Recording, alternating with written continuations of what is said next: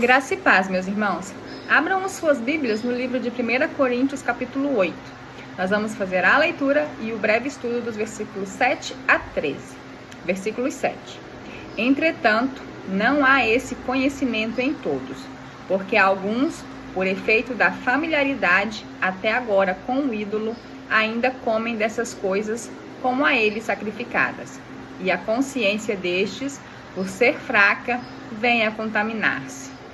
Não é a comida que nos recomendará a Deus, pois nada perderemos, se não comermos, e nada ganharemos, se comermos. Vede, porém, que esta vossa liberdade não venha, de algum modo, a ser tropeço para os fracos. Porque, se alguém te vir a ti, que és dotado de saber, à mesa, em templo de ídolo, não será a consciência do que é fraco induzida a participar de comidas sacrificadas a ídolos? E assim, por causa do teu saber, perece o irmão fraco, pelo qual Cristo morreu. E deste modo, pecando contra os irmãos, golpeando-lhes a consciência fraca, é contra Cristo que pecais.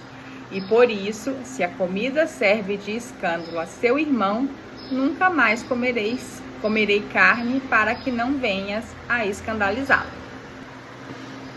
Graça e paz, meus irmãos. Vamos concluir o estudo de 1 Coríntios 8. É um trecho um pouquinho mais longo, dos versículos 7 a 13. A mensagem ela é bem simples, porém a escrita às vezes é um pouco complexa.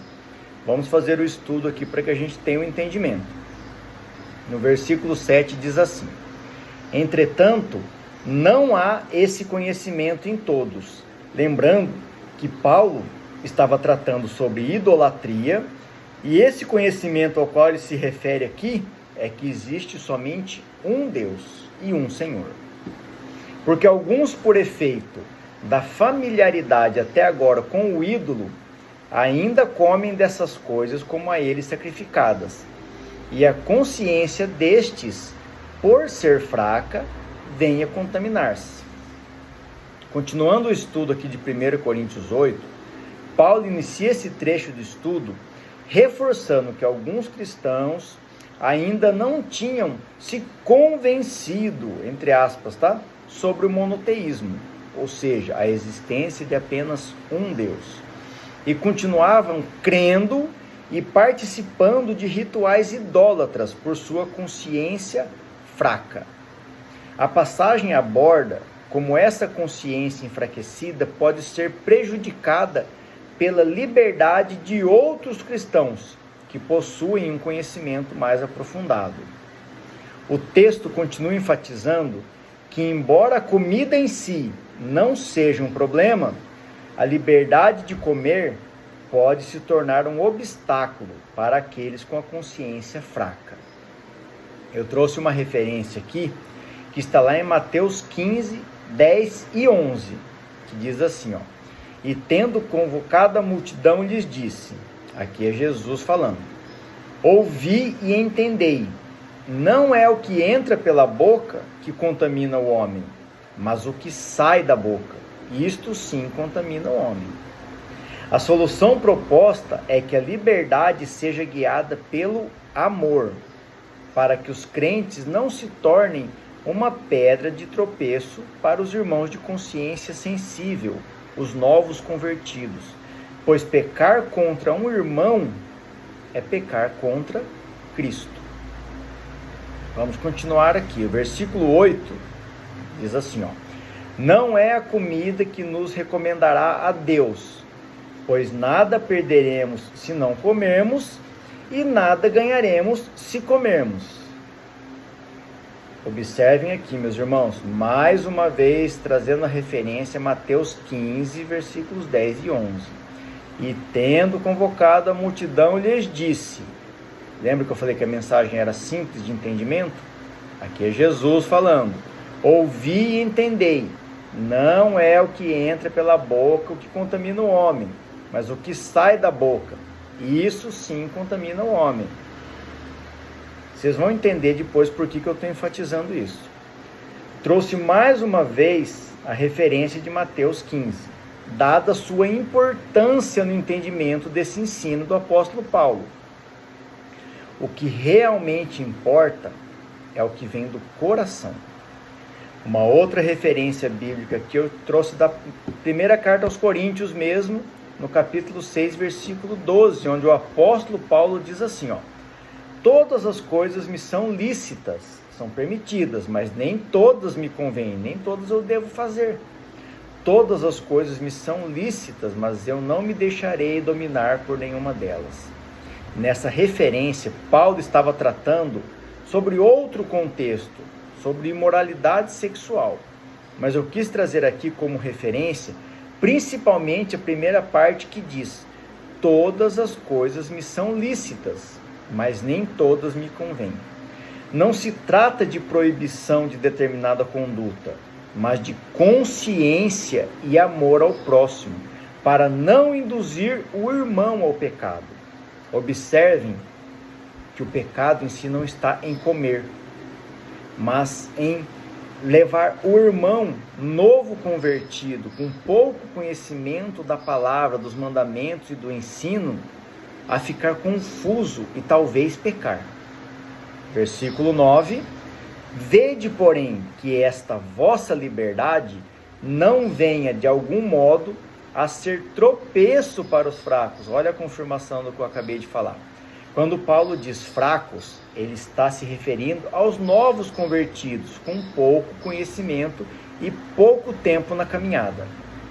A orientação dele aos irmãos de Corinto é seguir conforme os dois principais mandamentos que Jesus nos ensinou, que está lá em Mateus 22, versículos 37 a 39. Respondeu-lhe Jesus: amarás o Senhor teu Deus de todo o teu coração, de toda a tua alma e de todo o teu entendimento. Este é o grande primeiro mandamento. O segundo, semelhante a este, é: amarás o teu próximo como a ti mesmo. Versículo 10. Porque se alguém te vir a ti, que és dotado de saber, à mesa, em templo de ídolo, não será a consciência do que é fraco induzida a participar de comidas sacrificadas a ídolos? Vocês vejam que a escrita é um pouco difícil, mas a mensagem é simples. Vejam, meus irmãos, que a preocupação de Paulo não está na comida e nem no ídolo, mas na consciência dos novos cristãos, que por serem novos na fé, podem não discernir corretamente sobre essa situação. E assim, versículo 11, por causa do teu saber, perece o irmão fraco, pelo qual Cristo morreu. Vejam que o conhecimento da palavra, o ensino que a pessoa já teve sobre a palavra de Deus, e o quão mais próximo de Deus ele está, maior é a sua responsabilidade. Aqui eu trouxe Lucas 12:48 e uma referência que diz assim, o próprio Jesus falando: aquele, porém, que não soube a vontade do seu Senhor e fez coisas dignas de reprovação, levará poucos açoites, mas aquele a quem muito foi dado, muito lhe será exigido, e aquele a quem muito se confia, muito mais lhe pedirão. No versículo 12: e deste modo, pecando contra os irmãos, golpeando-lhes a consciência fraca, é contra Cristo que pecais. Ou seja, Paulo está dizendo que as nossas atitudes como cristãos, principalmente os que têm mais conhecimento e uma posição de liderança diante da sociedade, as nossas atitudes, elas devem ser referência positiva para a comunidade e não negativa, induzindo os irmãos ao pecado ou ao escândalo, e que isso será cobrado com um peso muito maior. No versículo 13: e por isso, se a comida serve de escândalo a meu irmão, nunca mais comerei carne, para que não venha a escandalizá-lo.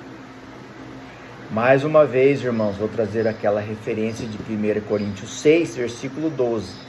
Todas as coisas me são lícitas, mas nem todas me convêm. Todas as coisas me são lícitas, mas eu não me deixarei dominar por nenhuma delas. Para concluirmos mais esse estudo, meus irmãos, vamos fazer uma breve reflexão. Paulo está tratando sobre idolatria, mas o foco de Paulo não é o ritual idólatra e nem o próprio ídolo. Paulo não está combatendo o ídolo. Paulo não está combatendo o ritual idólatra.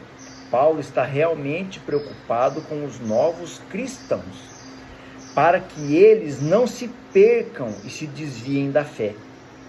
Muitas vezes vemos líderes religiosos usando as cartas de Paulo como referência distorcida para suas doutrinas rígidas e inflexíveis, para manter o seu poder diante dos irmãos da comunidade. Mas observem, irmãos, que o foco de Paulo sempre é no amor ao próximo e aos ensinos de Jesus. Convido vocês a praticarem aquele exercício que já ensinei em outras ocasiões. Olhar para o mundo com os olhos de Jesus. O que Jesus faria nessa situação? Como Jesus agiria? O que ele falaria? Se você fizer essas 3 perguntas antes de agir, tenho certeza que sempre estará alinhado aos mandamentos de Deus e se desviando do pecado. Que tudo seja feito para a honra e glória do nosso Senhor Jesus Cristo. Amém.